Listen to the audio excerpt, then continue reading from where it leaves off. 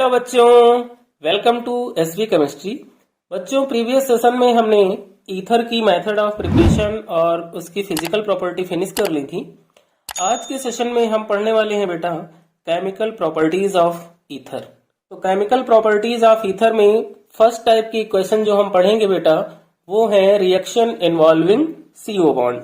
That means जब ether क्या करे, CO बॉन्ड ब्रेक करे। कौन सा बॉन्ड ब्रेक करे? CO बॉन्ड ब्रेक करे, उसकी हम इक्वेशन करने वाले हैं। कैसे? जैसे ये हमारा ईथर हो गया CH3O C2H5, ये हमारा क्या है? इथाइल मिथाइल ईथर है। अब इस इथाइल मिथाइल ईथर में हम किसकी क्लीवेज पढ़ेंगे? CO बॉन्ड की क्लीवेज को पढ़ने वाले हैं जब CO बॉन्ड ब्रेक होगा। तो इसकी इक्वेशन समझते हैं कि ये इक्वेशन कैसे होती है। तो यहाँ पे हमने बेटा ले लिया ईथर, वो भी इथाइल ईथर हमने लिया। इस इथाइल मिथाइल ईथर को अगर हम HI के साथ रिएक्ट कराएं तो ये अंडर डायस्ट्रिक कंडीशन इक्वेशन होती है, यानी कि यहाँ पे हमें टेम्परेचर की रिक्वायरमेंट होती है जो कि 100 डिग्री सेल्सियस होता है। इस केस में क्या होगा बेटा कि HI का जो I है उसका साइज बड़ा है। HI का I जो है उसका साइज बड़ा है और हम CO बॉन्ड का क्लीवेज पढ़ रहे हैं, तो CH3O बॉन्ड जो होगा वो क्या होगा? ब्रेक हो जाएगा। तो I का साइज बड़ा है, CH3 का साइज छोटा है, इसलिए I जो होगा वो छोटे वाले एल्काइल ग्रुप के साथ मिलकर के प्रोडक्ट बनाएगा CH3I, और यहाँ पे बचेगा C2H5O और HI से क्या मिलेगा? H, इथाइल एल्कोहल मिल जाएगा। ये रिएक्शन बेटा जो होती है वो SN2 रिएक्शन होती है। कौन सी रिएक्शन होती है? SN2 रिएक्शन होती है। बहुत ही ज्यादा इंपॉर्टेंट रिएक्शन है, क्योंकि इस रिएक्शन में भी क्या है? कंडीशंस हैं। कंडीशंस क्या हैं? जैसे कि हम अगर एरोमेटिक ईथर को यूज करें, यहाँ पर क्या लें? OCH3, जिसे हम क्या बोलते हैं? एनिसोल, है ना। यहाँ पर हम क्या लें? OCH3, जिसे हम एनिसोल बोलते हैं। और इसको अगर हम HI के साथ रिएक्ट करें तो अब यहाँ पर कौन सा बॉन्ड ब्रेक होने वाला है ना। यहाँ पर कौन सा बॉन्ड ब्रेक होने वाला है? तो बेटा जो बेंजीन है उस पे ऑक्सीजन लगा हुआ है और ऑक्सीजन के पास क्या है? इलेक्ट्रॉन है ना। और रिंग में क्या होता है? पार्शियल डबल बॉन्ड करेक्टर होता है। तो ड्यू टू रेजोनेंस, है ना, यहाँ पर क्या सो होगा? रेजोनेंस होगा। रेजोनेंस की वजह से जो रिंग और ऑक्सीजन के बिटवीन बॉन्ड है वो वाला बॉन्ड ब्रेक नहीं होगा। इस कंडीशन में OCH3 का बॉन्ड ब्रेक होगा। तो यहाँ पर रिंग के ऊपर क्या आएगा बेटा? HI का H आएगा, है ना। रिंग के ऊपर क्या रहेगा? O, और उस पे क्या आएगा? HI का H, फिनॉल बन जाएगा, और यहाँ बनेगा CH3I। तो इस तरह से ये इक्वेशंस होती है। इसके रिएक्टिविटी ऑर्डर की बात करें, अगर HI, HBr और HCl है तो उसमें सबसे ज्यादा इस रिएक्शन के लिए रिएक्टिव कौन होगा? तो बेटा HI जो होगा वो सबसे ज्यादा रिएक्टिव होगा, उसके बाद HBr और फिर HCl। क्यों? एक रीजन ये भी है कि I जो है वो बहुत अच्छा न्यूक्लियोफाइल है, स्ट्रॉन्ग न्यूक्लियोफाइल है। और मेन पॉइंट जो इस इक्वेशन का है वो ये है कि जो भी हम ईथर यूज करेंगे उस ईथर का जो लोअर एल्काइल ग्रुप होगा वो एल्काइल हैलाइड की फॉर्मेशन करेगा। बट बेटा अगर 3 डिग्री ईथर हो हमारे पास, है ना, but in case of 3 degree ether, in case of 3 degree ether, अगर ईथर हमारे पास 3 डिग्री हो तो क्या होगा? तो उस कंडीशन में बेटा हम क्या करें? 3 डिग्री ईथर ले लें पहले। तो यहाँ पर हमने क्या किया? यहाँ पर हमने 3 डिग्री ईथर को ले लिया। अब इस 3 डिग्री ईथर को हम रिएक्ट करेंगे बेटा HI के साथ। अब I किसके साथ जाएगा, है ना। तो अब बेटा क्या है कि एल्काइल ग्रुप जो है यहाँ पर 3 लगे हुए हैं, है ना। 3 एल्काइल ग्रुप लगे हुए हैं, तो I का साइज जो होगा वो एज कंपेयर छोटा हो जाएगा। तो I जो होगा वो बेटा जाएगा किसके साथ?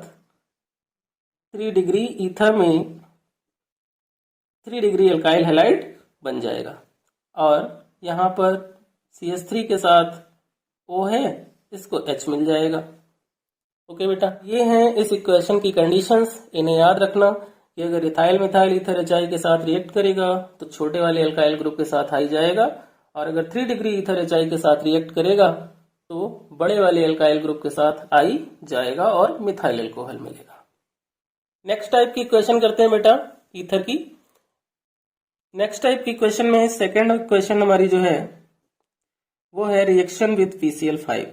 रिएक्शन विद PCl5 यानी कि ईथर अगर PCl5 के साथ रिएक्ट करेगा तो फॉर्म करेगा, है ना। तो यहाँ पर एक ईथर यूज कर ले हम CH3OC2H5 और इस ईथर को हम रिएक्ट कर दें PCl5 के साथ, तो यहाँ पे होगा क्या बेटा कि हमें 2 टाइप के अल्काइल हैलाइड मिलेंगे। एक तो CH3Cl मिलेगा, दूसरा जो होगा वो C2H5Cl मिलेगा और क्या मिलेगा POCl3 मिलेगा।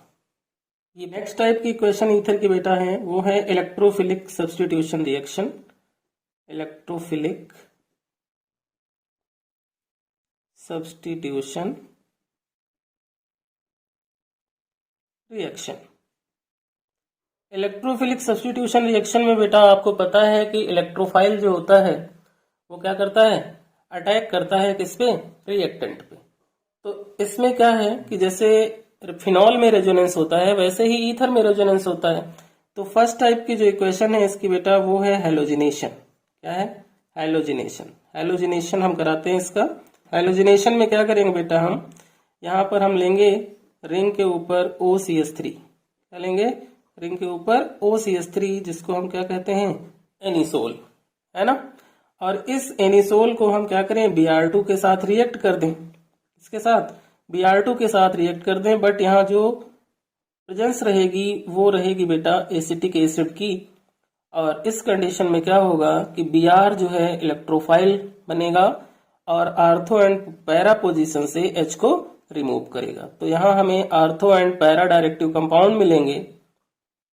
रिंग के ऊपर OCH3 और एक आर्थो पे Br लगेगा और दूसरा जो हमारा बनेगा उसमें रिंग के ऊपर OCH3 और एक Br जो होगा बेटा वो पैरा पे लगेगा, जो हमारा मेजर प्रोडक्ट होगा। ये हमारा क्या हुआ, मेजर प्रोडक्ट हुआ। और जिस Br को हमने आर्थो पे लगाया, पैरा पे लगाया, वहां से जो H रिमूव होगा वो दूसरे Br के साथ HBr बाई प्रोडक्ट हमें दे देगा। नेक्स्ट टाइप की बेटा जो ईथर इलेक्ट्रोफिलिक सब्स्टिट्यूशन रिएक्शन देता है वो है Friedel craft reaction. Friedel craft reaction. Friedel craft reaction हम लोग फिनॉल में भी पढ़ चुके हैं, हैलोएरीन में भी पढ़ चुके हैं। और यहाँ पे जो हमारा रिएक्टेंट होगा बेटा वो क्या होगा, एनिसोल होगा। तो फर्स्ट इसमें जो होगा वो होगा हमारा क्या, एल्काइलेशन, क्योंकि फ्रीडल क्राफ्ट रिएक्शन 2 टाइप की होती है, एक तो एल्काइलेशन और दूसरा क्या होता है, एसाइलेशन होता है। तो यहाँ पे बेटा हमने क्या लिया, एनिसोल ले लिया। यहाँ पे क्या लिया, एनिसोल।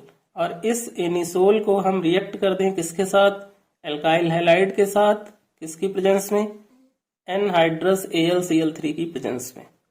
एनहाइड्रस AlCl3 की प्रेजेंस में रिएक्ट करा दें तो यहाँ पे हमें ortho and para directive compound मिलते हैं। क्यों, क्योंकि CH3Cl जो है बेटा यहीं से हमें इलेक्ट्रोफाइल मिलता है, जिसमें CH3 जो होता है वो इलेक्ट्रोफाइल का वर्क करता है, वही आर्थो और पैरा पोजीशन पे ऐड हो जाता है। और जब ये आर्थो एंड पैरा पोजीशन पे ऐड होता है तो वहां से क्या करता है, एक H को रिमूव करता है, जो H क्या करता है, Cl के साथ मिल करके बाई प्रोडक्ट हमें HCl दे देता है। ये हमारी क्या हो गई, एल्काइलेशन रिएक्शन हो गई। अब हम एसाइलेशन रिएक्शन करेंगे। एसाइलेशन, अब फ्रीडल क्राफ्ट एसाइलेशन रिएक्शन जो होती है बेटा उसमें हम एसिड क्लोराइड को यूज करते हैं। किसको यूज करते हैं, एसिड क्लोराइड को। तो यहाँ पर हमने रिंग पे क्या ले लिया, OCH3, है ना। और इस OCH3 को हमने क्या किया, CH3COCl के साथ रिएक्ट किया, किसकी प्रेजेंस में, एनहाइड्रस AlCl3 की प्रेजेंस में। और यहाँ पर CH3COCl में जो हमें इलेक्ट्रोफाइल मिलेगा वो होगा COCH3, जो कि आर्थो एंड पैरा डायरेक्शन पे क्या होगा, अटैच होगा, यानी कि वहां पर ये लग जाएगा। तो हमें ortho and para directive compound मिल जाएंगे, जिसमें जो पैरा डायरेक्टिव होगा बेटा वो हमारा मेजर प्रोडक्ट होगा। ओके बेटा, इतना क्लियर हो गया। अब यहाँ पर क्या होगा, जब COCH3 आर्थो एंड पैरा पे अटैच्ड होगा तो वहां से H रिमूव होगा, जो Cl के साथ मिलके बाई प्रोडक्ट हमें HCl दे देगा। अब हम बेटा ईथर की लास्ट इक्वेशन करते हैं, नाइट्रेशन, जो कि एक इलेक्ट्रोफिलिक सब्स्टिट्यूशन रिएक्शन है जिसमें हम ईथर का नाइट्रेशन कराने वाले हैं और इसी के साथ हमारा ईथर फाइनली फिनिश हो जाएगा। तो नाइट्रेशन में क्या होता है बेटा, यहाँ पे हम लेंगे एनिसोल और इस एनिसोल को हम किसके साथ रिएक्ट करेंगे, कंसंट्रेटेड HNO3 के साथ। किसके साथ, कंसंट्रेटेड HNO3 के साथ, वो भी कंसंट्रेटेड H2SO4 की प्रेजेंस में। तो यहां से जो इलेक्ट्रोफाइल मिलेगा बेटा वो क्या होगा, NO2, है ना। HNO3 से हमें कौन सा इलेक्ट्रोफाइल मिलने वाला है, NO2 मिलने वाला है और वो NO2 आर्थो एंड पैरा पे जाके अटैच्ड होगा। तो हमें एक आर्थो डायरेक्टिव कंपाउंड और एक पैरा डायरेक्टिव कंपाउंड मिल जाएगा, जिसमें पैरा डायरेक्टिव कंपाउंड जो होगा बेटा वो क्या होगा, मेजर प्रोडक्ट होगा, है ना। और HNO3 में क्या बचा, NO2 निकल गया तो OH, और जब NO2 आर्थो पे लगा तो वहां से H रिमूव हुआ और बाई प्रोडक्ट हमें वाटर मिल गया। ठीक है बेटा, ये थी ईथर की केमिकल रिएक्शन जो आप लोगों को बहुत अच्छे से क्लियर हो गई होंगी।